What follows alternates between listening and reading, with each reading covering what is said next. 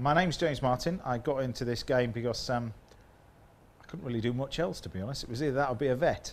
And the queue for the vet was too long and I was too thick, so I ended up being a chef. And I kind of always wanted to do it because my parents were farmers, so I was surrounded by good food, great ingredients, and I kind of, never really thought about doing anything else, to be honest.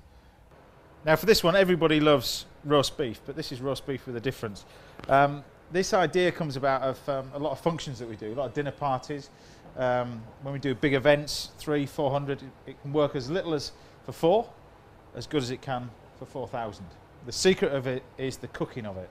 And the way that food's evolving now and changing, it's all about temperatures and understanding what happens to food when it's placed in the pan. This works with chicken, it works with lamb, and it works with pork. It works better, to be honest, with lamb and beef, so both red meats. I've got 2 play dens, and to me it's like you're a grown-up kid. I've got one which is my little delicatessen in Winchester, which is not very far away from my house, where I can experiment with loads of different ingredients, new ideas, new products that keep coming in. I can use those as a test bed for it. And the other one is my kitchen at home. Literally, I've just had a kitchen built. We've got a full Wolf range. We've got the Sub-Zeros. I'm a purist at heart. I don't do too many gadgets. I've got a big oven range. I've got an oven on the wall. I've got the Pro 48. That's it for me. And I just didn't. It's a proper industrial bit of kit. So whenever we're developing new ideas for books and bits and pieces, I've got chefs who work for me full time, and they work for me from home. And we're there constantly tweaking different things. So all we're doing is basically just sealing the beef, first of all. Now there's no seasoning on here whatsoever. The minute I add salt to anything, it's going to draw out the moisture. You can put pepper on there if you want to, but just seal it like that, just roughly. So at this point I'm going to grab my cling film, and this is where this recipe changes massively. Traditionally what we do with beef normally, salt and pepper, seal the beef, place it in the oven. This, we're going to cook it in cling film, all right? Often when you're doing roasts and bits and pieces like that, particularly for a dinner party, you put food in the oven, you buy a nice piece of fillet of beef, put it in the oven, it's like that big, take it out of the oven and it's now that big. This will not lose its size, all right? It'll stay exactly the same as what it did when it went in, because it's the cooking temperature that's the important bit. All right? So what we do is we roll this in cling film. And the oven temperature for this is 70 degrees. It sits in the oven, 70 degrees, for a minimum of 40 minutes.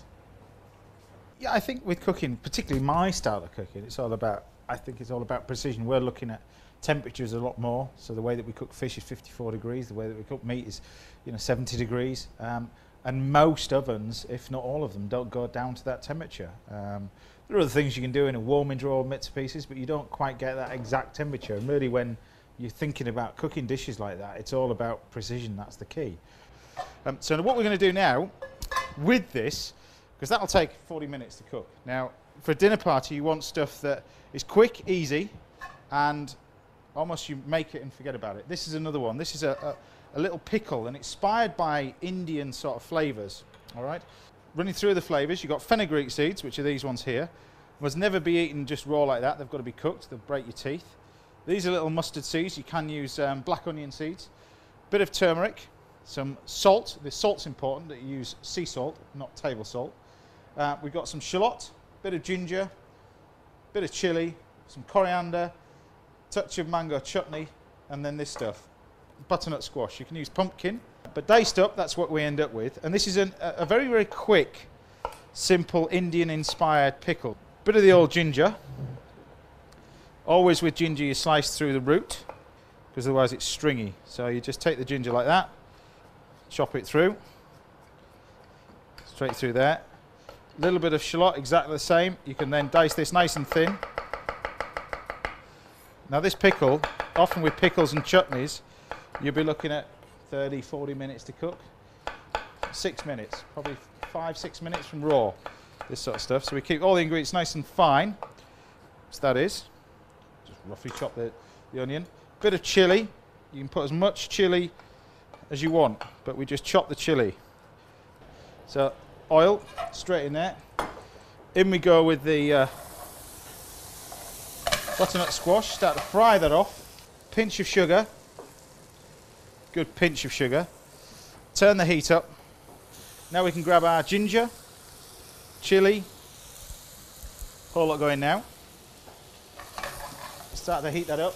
The fenugreek seeds, these are quite unusual, these little fellas, but you do need to cook these out. So in go the fenugreek seeds. You put some mustard seeds, like I say, you can get some black onion seeds, which are really nice as well. They go in as well. Turmeric. You need to be quite careful with turmeric, and it's the big mistake when people are cooking Indian food at home. They try and put too much turmeric in.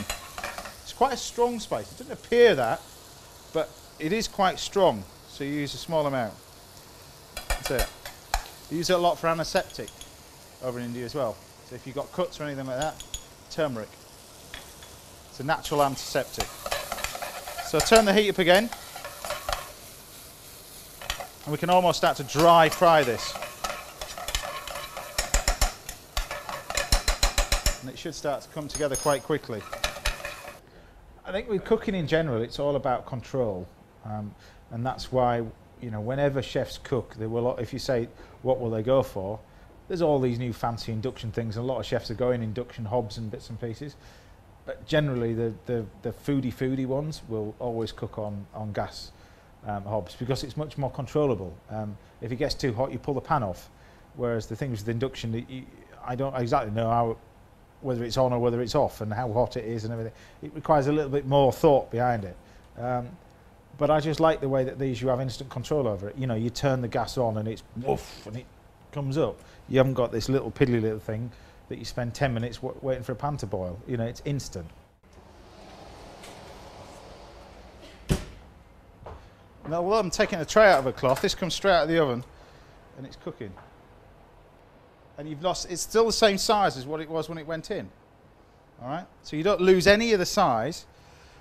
What we can do is open this up, just carefully, like that.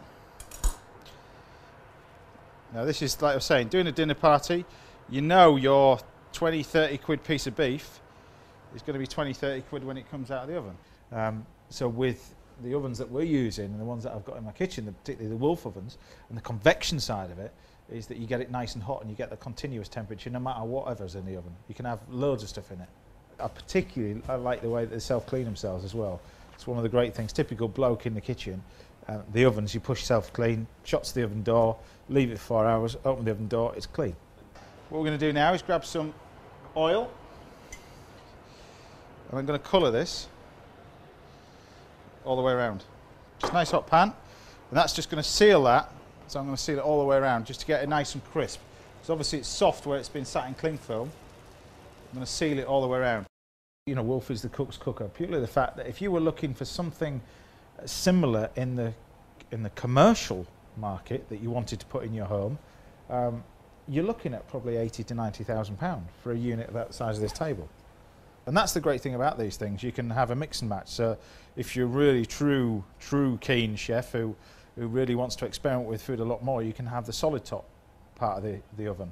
So you could have a solid top, double burners, and then maybe the char grill. But most importantly with these things, the extractions that we use in the restaurant, really, particularly one of the restaurants that I've got in the Caribbean, I mean, literally, if that's on full, your air's like this, because it's 50 degrees in there. You need it to pump out some serious heat.